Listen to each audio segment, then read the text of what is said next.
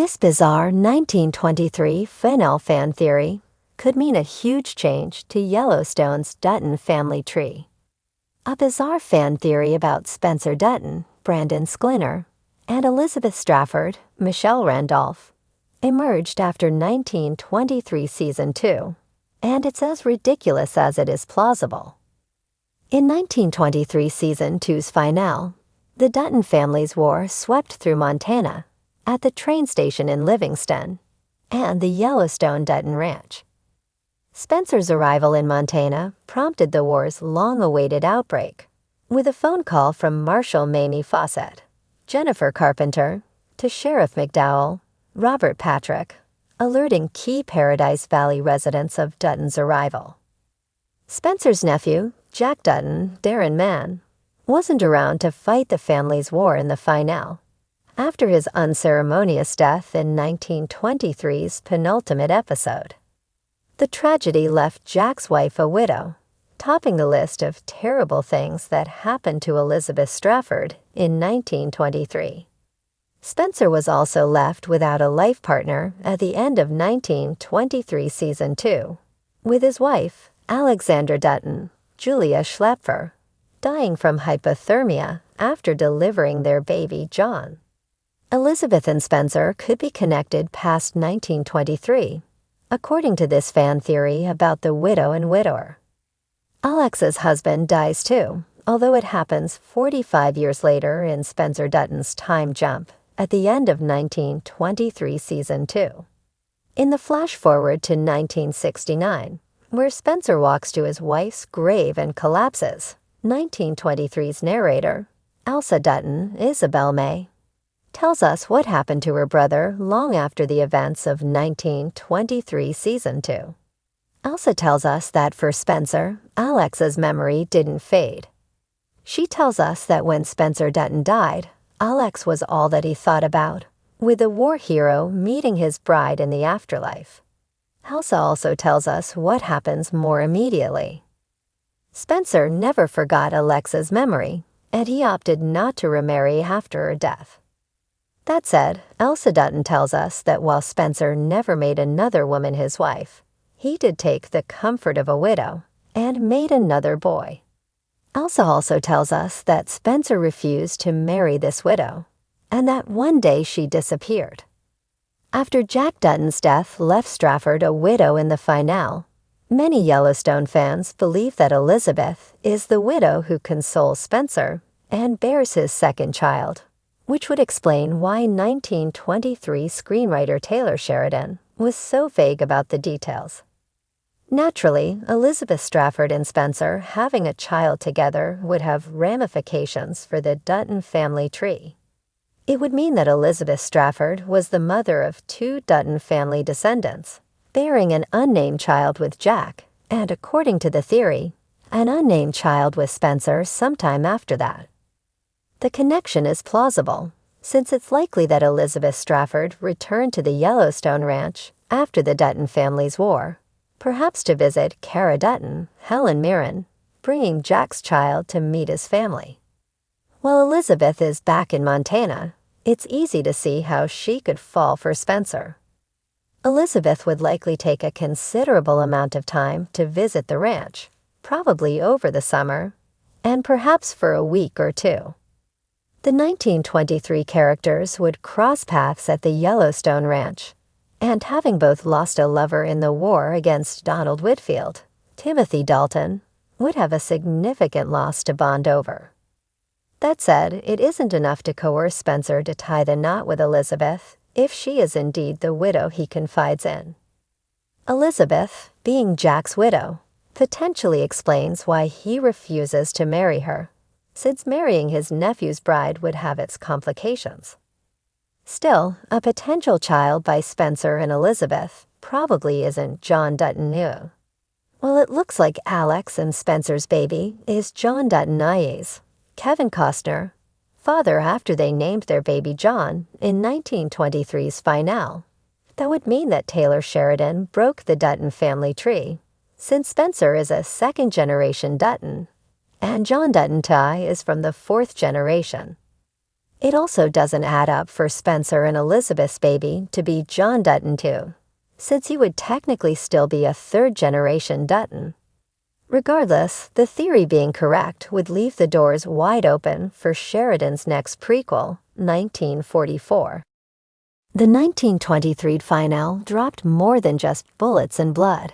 If fan speculation is to be believed, it may have detonated the Dutton family tree as we know it. While Taylor Sheridan's sprawling Yellowstone universe has never been short on grit, vengeance, and rugged ranching legacy, one theory born from the final scenes of 1923 Season 1 is threatening to turn the very roots of the Dutton lineage upside down.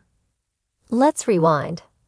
1923, the prequel to Yellowstone, follows Jacob Dutton, Harrison Ford, and his fierce wife Kara, Helen Mirren, as they defend their land and legacy in the brutal Montana frontier. The series also centers on Spencer Dutton, the battle-scarred younger man fighting his way home from Africa with his new wife, Alexandra. Most assume Spencer was the direct ancestor of John Dutton, i.e., Kevin Costner, in the main Yellowstone series. But the finale left just enough ambiguity, especially with the timeline, to crack that theory wide open.